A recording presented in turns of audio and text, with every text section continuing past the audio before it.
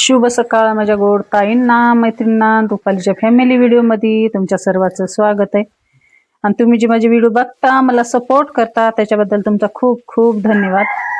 तर चला सकाळच्या मॉर्निंगच्या कामाला जे की नाही म्हणजे की नाही तांदूळ सगळे संपले होते, तर एक कट्टा जे आहे की नाही त्या टाकीमध्ये आकाशला म्हणलं सकाळीच काढून ठेवी, कारण मी टाकी जी आहे ना घासून ठेवती आणि जेव्हा किराणा सामान की नाही घरातलं डब्यातलं संपते तेव्हा जे की नाही भांडी सगळी घासून घेत असते।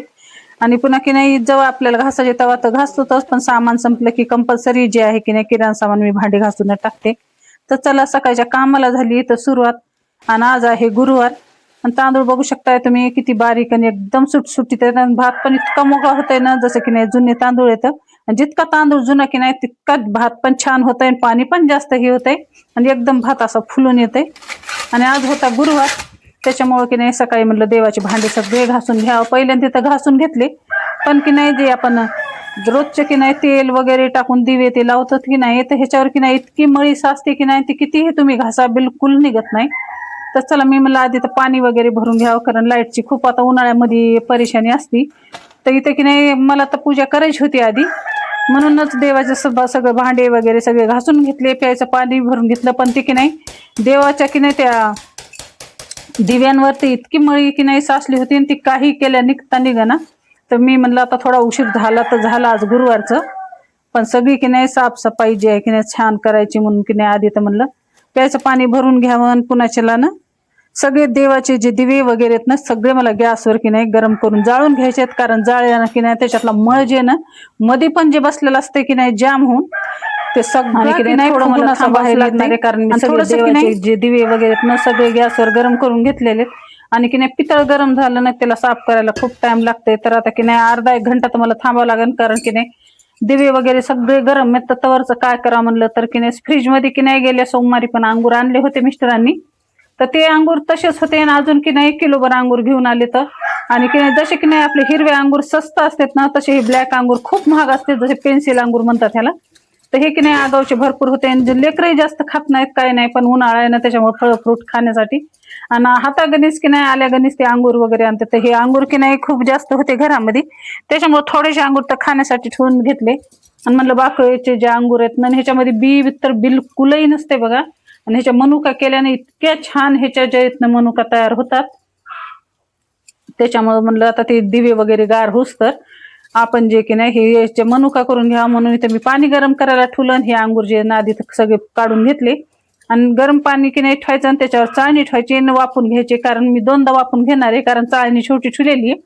मोठी चाळणी पण आहे पण ती टेरिसवर त्याच्यामध्ये सामान वाळू घातलेलं आहे, त्याच्यामुळे इथे की नाही लहान चाळणी ठेवून मी दोनदा अंगूर जे आहेत ना वापून घेणार आहे। आणि ह्याच्या जे मनुका करून 4 ते 5 दिवस टेरिसवर ठेवायच्या आणि मस्त की नाही सालभर जे आहेत ना खराब होत नाहीत ना काही नाही। नाही तर असे अंगूर ठुले असते की नाही की नासून जातात किंवा फेकून जातात, कारण येता जाता जे मीच खाते। कोणतं मग ज्यूस वगैरे केलं ना त्याच्यामध्ये टाकलं तर सगळ्यांना हातामध्ये दिलं तेव्हाच सगळेजण पिते, तर घेऊन तर कोणी काही खात नाही। त्याच्यामुळे अंगूर जास्त होते, त्याच्यामुळे आज मला करायचे मनुका आणि कशा पद्धतीने करणार ते पण नक्की बघा।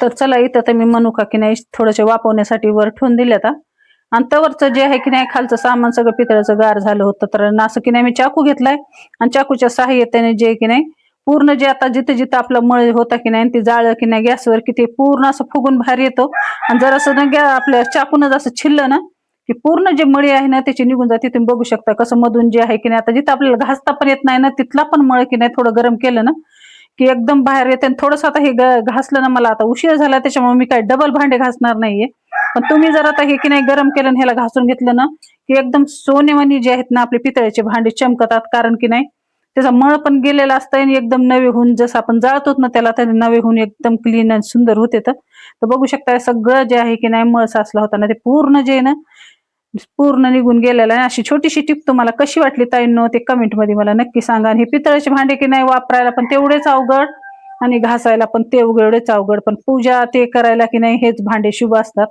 त्याच्यामुळे की नाही पितळेच्या भांड्याला खूप मेहनत लागते आणि खूप टाइम पण लागतो, पण अशा पद्धतीने साफ केलात ना तर तुम्हाला जास्त टाइम पण लागणार नाही। देवाचे भांडे जे आहेत ना सदा क्लीन आणि छान राहतील. तर छोटीशी ट्रिप कशी वाटली ते कमेंटमध्ये नक्की सांगा. आणि इकडे की नाही अंघोळ पण वापरून घेऊ लागले, तवरचं जे आहे ना हे काम करून घेतलं मी. आणि मला पूजेला इतका उशीर झालता की नाही, घरातलं कोणतंही तुम्ही काम काढा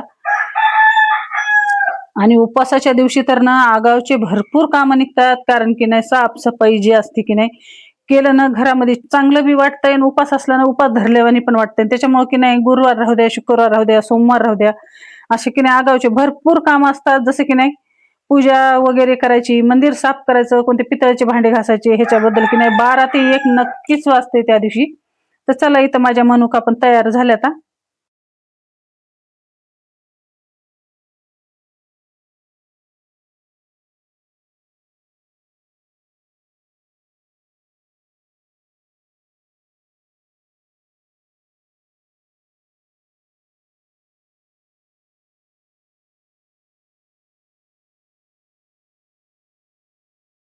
आणि चला जसे की नाही भांडे वगैरे घासले, अजून पूजा तर माझी शिल्लक आहे.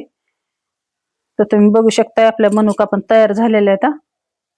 आणि ह्या की नाही वर्षभर आपण छान अशा साठवून पण ठेवू शकतो. त्याच्यामुळे अंघोळ पण वाया गेले नाही जे की नाही, पूर्ण जे काम बी आहे ना की नाही, जसं की नाही देवाची भांडी वगैरे साफ करताना ते पण काढून घेतली मी छानशी पूजा.